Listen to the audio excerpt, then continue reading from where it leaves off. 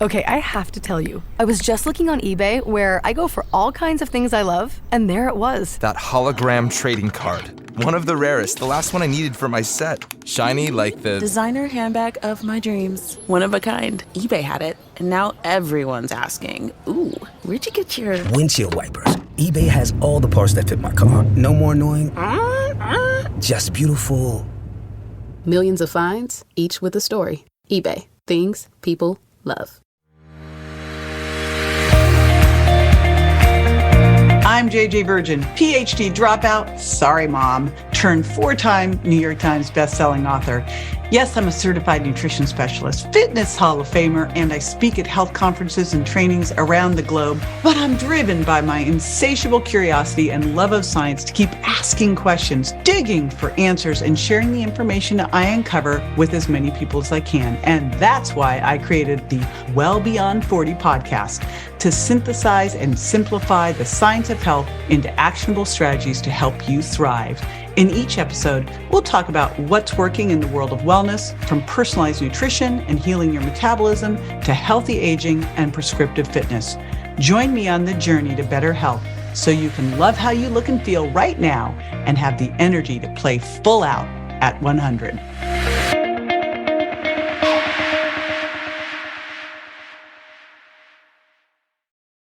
Are you working out consistently, but you're just not getting the results you want? Turns out some of your habits might be doing more harm than good. So I'm going to help you get over that fitness plateau by sharing 5 big fitness mistakes that you could be making that could be holding you back from being the most powerful, strong you can be. So here's the first one. It's not lifting heavy enough. And I get asked all the time, how much should I lift? What's heavy? Whatever is heavy for you. You want to lift the heaviest weight you can in good form. And remember, your technique, your form is always the limiter here. Now, what is the benefit of lifting heavy things?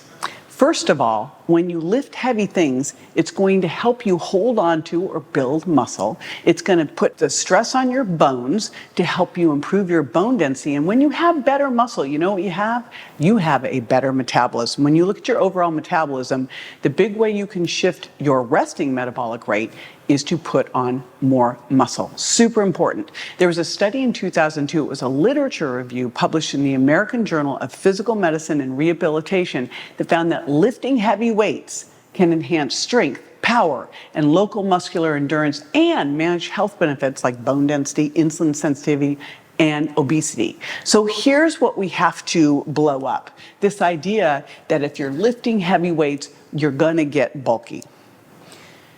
Do you know how much you have to lift and how long and how hard you have to lift to really put on muscle? You're lucky if you can put on 1 to 2 pounds of muscle a month. And you know what? If as you building muscle, you go, oh, I'm not sure that I like the way this looks, you can just stop and you won't build any more muscle.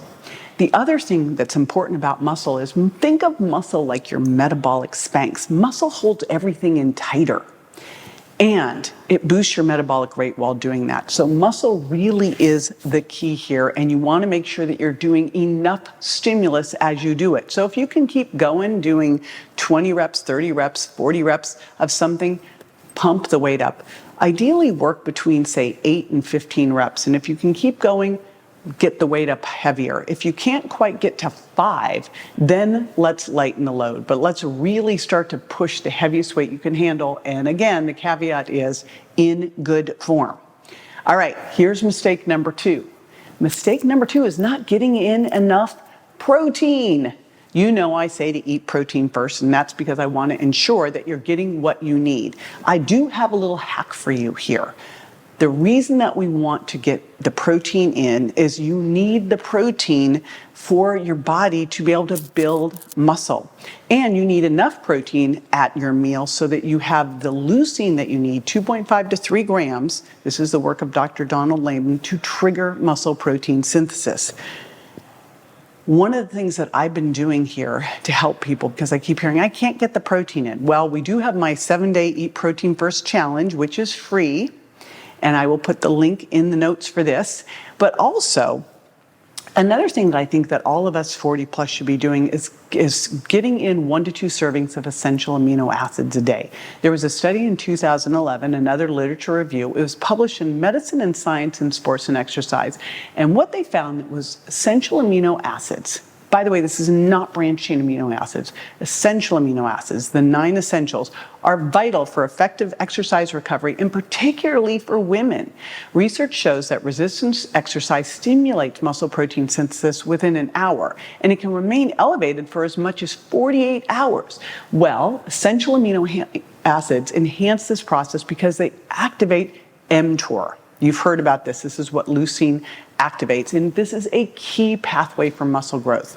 So when you consume essential amino acids shortly after exercise, you can boost muscle protein synthesis more than just exercise or just taking essential amino acids. And this is super important for anyone 40 plus because we have a diminished response to anabolic stimuli. It's called anabolic resistance. So this can help with counteracting anabolic resistance, muscle wasting, things like sarcopenia, and it's so easy to do. So here's what I recommend. What I do is I go to the gym with a big bottle, big water bottle. I fill it full of green tea, and then I add in my essential amino acids, my amino acid power. I add in my clean creatine powder, and I add in my electrolytes. And literally, it's a huge bottle that I drink when I do that, but that makes sure that I've got what I need. Now, again, I still want you eating your protein first and getting in 1 gram per pound of your target body weight. And I've got my 7-day challenge, which is jjvirgin.com/7day. It's free for you to get started on that. But I am super keen on adding in essential amino acids because think of it like your insurance policy that you're getting what you need. All right, this one drove me crazy in graduate school. I was in graduate school for biomechanics, and one of the big things that we were taught in graduate school is that you shouldn't lift weights until you lose the weight. And I still see this out there today. Now, 35, 40 years ago when I was starting out with all of this, I went against the grain. I was like the black sheep over there, and I had people going to the gym. I was focusing on resistance training because I knew that just doing cardio and not doing weights was actually going to be counterproductive because muscle is going to help you lose weight. It's more metabolically costly.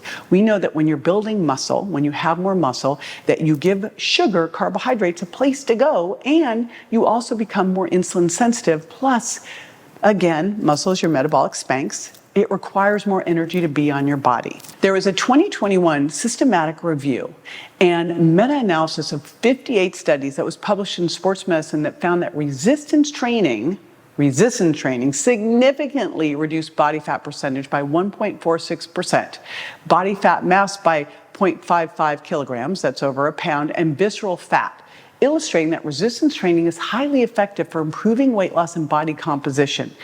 So here's what I want you to do.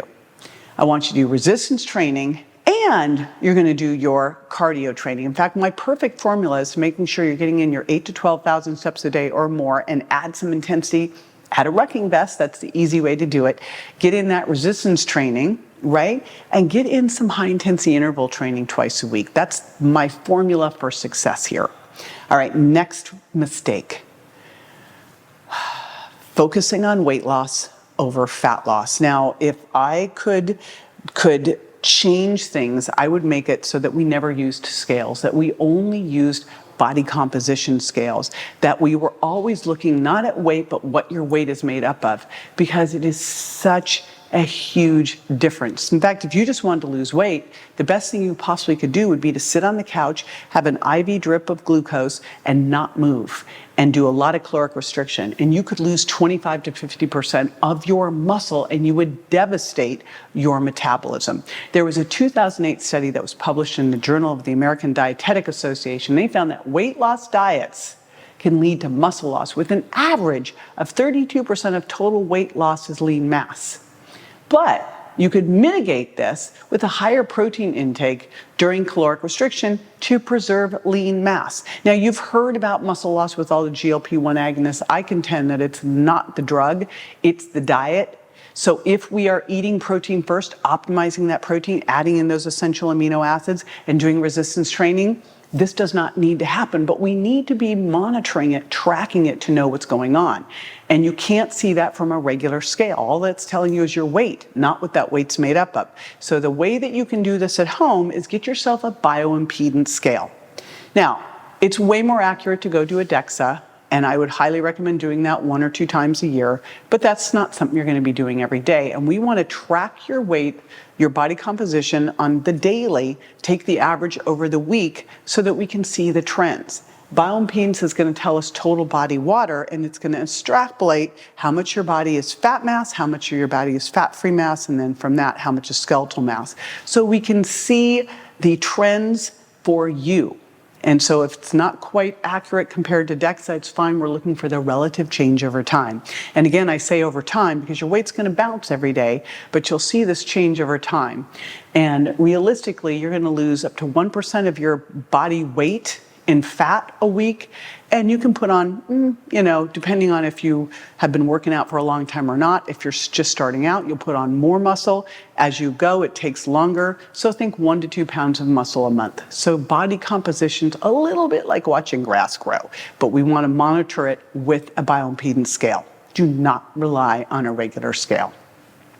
The next one is not prioritizing your recovery. And this is really important for women over 40. There was a study in 2011. It was published in the Journal of Strength and Conditioning Research, and it showed that men and women lose about the same amount of strength right after exercise. For men, it's 74%, women 76%, and felt about the same amount of muscle soreness 2 days later. But women took longer to regain their strength over the next 4 days. Now, both men and women showed similar changes in their muscle thickness. It was really the difference in how well we recover. So how do you know if you're recovering well or not? Well, there's some very clear signs of inadequate recovery. The couple things to think about here is HRV. Is your HRV low? Like if you're watching on an Oura Ring or a Fitbit or an Apple Watch, track your HRV, see what's normal for you. If it's lower than normal, this could be because you're not giving yourself adequate recovery. Is your grip strength reduced? One of the great ways of testing your grip strength is checking to see if you're recovering well. If it's 10% lower than normal, you're not recovering well. If you've got all over fatigue, right, you're not recovering well. If your resting heart rate is elevated, it's higher, 10 beats or more higher than normal, you're not recovering well. Listen to your body here. Don't push it on that day that you might go, everything feels a little achy. I just feel a little bit tired. Maybe that's the day to take a long walk or go do some restorative yoga. And then I'm going to give you a bonus one. I said there were 5 mistakes, but I'm giving you one extra one because this one is such a big deal and one that I'm kind of beating myself up about because why didn't I know about this years ago? And in fact, I did know about it years ago, but I thought it was for the bros. So back when I was in college and graduate school, I used to take clients to Gold's Gym in Venice, the mecca of bodybuilding, to really show them what was possible when you leaned into resistance training. And all the guys there were taking creatine. So I always thought it was a bro dude thing, and I never paid any attention to it. I now know that it is probably the #1 supplement for women over 40. It helps with muscle strength, bone health, cognitive health, even skin wrinkles. There's lots of studies out there to support it. I'm going to tell you about a 2021 Lit review published in Nutrients Journal that found that creatine supplementation offers significant benefits for women over 40, particularly in the context of hormone-related changes. And it turns out that women have 70 to 80% lower endogenous creatine stores compared to men, so supplementation for us is even more important. And what the research shows that postmenopausal women can experience improvements in their skeletal muscle size and function and bone health when they take creatine with resistance training. This isn't going to happen just by sitting on your couch, right? Obviously. Also, creatine can enhance your mood and cognition because it can help restore brain energy levels. The majority of creatine is in our muscles, but we have a little bit in our brain as well, which is why it's so important for mood and brain. Here's something else cool about creatine that I didn't know, and I found out about 2 months ago, which was perfect timing because what happened over the last 2 months is I went from Florida to London, London back to Florida to Boston to Europe, and then back over to Florida, over to British Columbia. A lot of time zone changing, very few days to do it. And I used to always get stressed out about time zones because I always said I'm really bad with jet lag. I'm not anymore. And you know why? Because creatine helps you time zone adjust. In fact, it is my #1 way that I time zone adjust now is to use creatine. So creatine I love because you're actually going to feel the difference when you take it, but it also can help with so many other things beyond just exercise performance, which is how you're going to improve your muscle strength. Be sure to join me next time for more tools, tips, and techniques you can incorporate into everyday life to ensure you look and feel great and are built to last. Check me out on Instagram, Facebook, and my website, jjvirgin.com, and make sure to follow my podcast at subscribetojj.com so you don't miss a single episode. And hey, if you're loving what you hear, don't forget to leave a review. Your reviews make a big difference in helping me reach more incredible women just like you to spread the word about aging powerfully after 40. Thanks for tuning in, and I'll catch you on the next episode.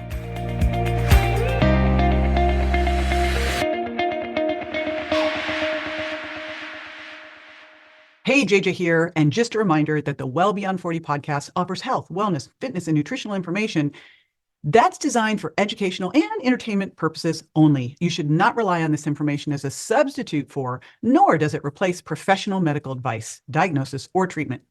If you have any concerns or questions about your health, you should always consult with a physician or other healthcare professional. Make sure that you do not disregard, avoid, or delay obtaining medical or health-related advice from your healthcare professional because of something you may have heard on the show or read in our show notes. The use of any information provided on the show is solely at your own risk.